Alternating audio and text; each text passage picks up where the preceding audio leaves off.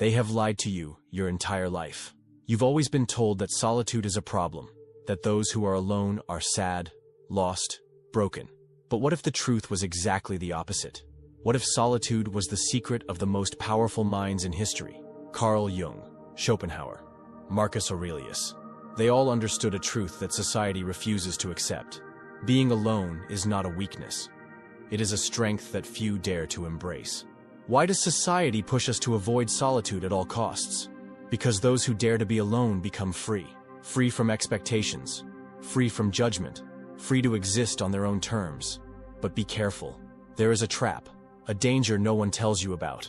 If you don't understand how to master solitude, it can destroy you. In this video, you will understand why everything you've been taught about solitude is wrong, and how it might just be the key to your greatest transformation. Stay until the end. You will never see solitude the same way again. From an early age, we are taught that human beings are social creatures. Since childhood, we admire those who make friends easily, those who laugh in groups, those who naturally find their place. And then, there are the others. Those who prefer observing rather than talking. Those who feel more comfortable with a book than in a meaningless conversation. Those who know they are not meant to lose themselves in the crowd. But in our society, solitude is seen as a failure. If someone is alone, it is automatically assumed that they are suffering, that they are rejected, or that they failed to adapt. People offer excuses, give advice, go out more, find a hobby, open up to others, as if being alone were a problem that needed fixing. Yet this judgment is based on a false idea, that solitude is always endured, never chosen. Carl Jung explained it well. We don't feel lonely because we are isolated, but because we cannot find anyone to share our deepest thoughts with. This kind of solitude, more intimate, more profound, is invisible. It can affect even those who are surrounded by people, those who seem to have a thriving social life. In a world where everything must be quick, light, and accessible, solitary minds struggle to find their place. We often talk about the fear of loneliness, but we forget the fear of superficiality. For some, being alone is far more bearable than forcing themselves to engage in empty conversations or conform to social norms that don't resonate with them. They are not antisocial. They simply refuse to lose themselves in relationships that feel meaningless. And yet, they are judged. The solitary individual is perceived as strange, distant, sometimes even arrogant. Because in a world that values appearances and constant interaction, the one who chooses silence is unsettling. But why does solitude scare others so much? Perhaps because it reveals something most refuse to face: their own inner emptiness. Solitude was not always seen as a weakness. On the contrary, it has long been the refuge of the wise, the thinkers, those who sought to understand the world beyond its surface. In philosophy, spirituality, and psychology, solitude has been a necessary passage to reach deeper truth. And yet, today, it is often despised, seen as an anomaly. Why have we forgotten its importance? Carl Jung saw solitude as an essential step in the process of individuation. For him, being alone, far from external influences, was the only way to confront oneself, explore the unconscious, and discover one's true identity. According to Jung, as long as we are immersed in society, we are merely reflections of others' expectations. Only in solitude can we finally hear our own voice. Arthur Schopenhauer went even further. For him, solitude was not just a choice, but a necessity for those seeking knowledge. He said, "To be alone is the fate of all great minds." A harsh statement, but one that highlights a troubling reality. Those who think differently, who see beyond conventions, often end up alone. Not because they want to, but because they struggle to find others who share their vision of the world. In Stoic philosophy, solitude is an exercise in self-mastery. The Roman Emperor Marcus Aurelius wrote in Meditations that inner peace never depends on others, but only on our ability to be self-sufficient. For the Stoics, withdrawing from the noise of the world was a strength, a way to free oneself from the grip of emotions and external judgments.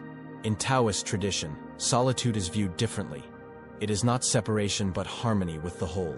The Tao teaches that nature itself is silent, that the universe functions in balance between emptiness and fullness. Thus, being alone does not mean being disconnected from the world.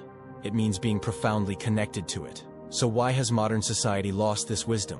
Perhaps because today, silence has become uncomfortable. We fear emptiness.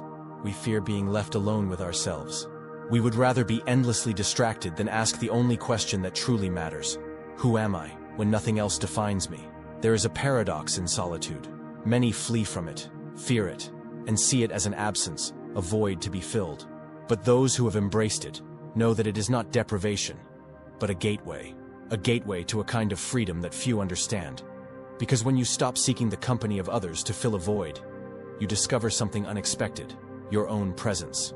Carl Jung expressed it well. The one who looks outside dreams, the one who looks inside awakens. Solitude is the moment when we stop being distracted by the outside world and begin to confront what lies within us. It is in this space of silence that clarity, creativity, and authenticity emerge. Amidst the noise of others, we are constantly influenced. In solitude, we finally hear our own voice. This is how great ideas and deep transformations are born. Many creators, writers, and philosophers have found in solitude not suffering, but a source of inspiration. It is there that they drew their vision, their art, their strength, but it takes courage. Because in silence, we face our own shadows. We can no longer run from who we truly are. Some might say that solitude is a luxury, a privilege, but it is not about external conditions. It is an inner state. You can be alone in the middle of a crowd, just as you can feel surrounded even in silence. True solitude, the kind that enriches, is not about escaping the world, but about no longer depending on it. There is something profoundly liberating about this independence. When we stop expecting others to define us, to validate us, to fill our emptiness, we realize that what we were searching for elsewhere has always been within us. That is when solitude stops being a fear and becomes a strength, a conscious choice, a reconciliation with oneself. But if solitude can be a path to freedom, it can also become a trap. It all depends on why we embrace it. Solitude is a strength, but it can also become a prison. It all depends on the reason why we choose to withdraw from the world. There's a fundamental difference between solitude that nourishes and isolation that confines. The first is a quest for self-discovery. The second is an escape from others, and that is where the danger lies. Carl Jung often spoke about the shadow self, the hidden aspects of our personality that we refuse to see. Solitude can be a space to understand them, but it can also become a refuge to avoid them. Some isolate themselves not to find themselves, but to escape their wounds, fears, and failures. They confuse freedom with avoidance, independence with the fear of rejection. Where conscious solitude brings clarity and inner peace, involuntary isolation creates emptiness. It distances us from reality, traps us in a bubble where nothing makes sense outside of ourselves. Little by little, our connection to the world fades, and with it, the possibility of balance. Because even the most solitary minds need sincere connections, even if they are rare, even if they are discreet. This is the challenge. Knowing how to distinguish between chosen solitude and imposed isolation. Being alone does not mean rejecting humanity. It means learning to exist without depending on it. It's not about disappearing, but about refocusing. True solitude does not cut us off from the world. It allows us to return to it with more strength, with more clarity. It is a bridge, not a wall. But to embrace it fully, we must see it as a freedom, not a fate. So, what is solitude really? A burden or a liberation? A suffering or a rebirth? Perhaps the answer depends on how we choose to welcome it. For some, it is a curse, an unbearable void. For others, it is a space where the mind can finally breathe, a place where the soul expands without constraint.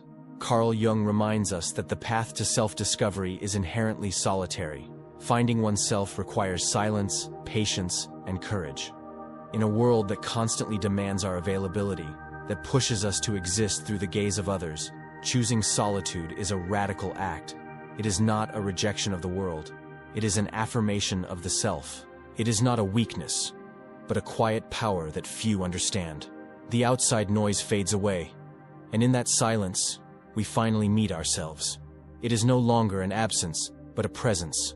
Not that of others, but our own. A presence that is deeper, truer. And on that day, solitude is no longer a fear. It becomes a choice, a privilege, a freedom. Because in reality, silence is never empty. It is full of answers, full of hidden truths that only those who dare to explore it can hear. Solitude is not a burden. It is a force. Today, we have understood why society fears it. how it can be a key to personal transformation, and why thinkers like Carl Jung, Schopenhauer, and Marcus Aurelius saw it as a path to freedom. What makes the difference is not being alone, but how we choose to be alone. Conscious solitude helps us refocus, understand ourselves better, and exist on our own terms. But if it turns into an escape, it can trap us. It is all a matter of balance and understanding. So now, take action. Take a moment today to be alone with your thoughts, without distractions. See what it brings you. If this practice becomes a ritual, you will discover a clarity and inner strength you never knew you had. If this video made you think, subscribe to the channel and turn on notifications so you don't miss anything. Here, we explore psychology, philosophy, and personal development to help you live with greater awareness and power. And now, I have a question for you. If you've made it this far, write in the comments. Solitude is my strength. See you in the next video.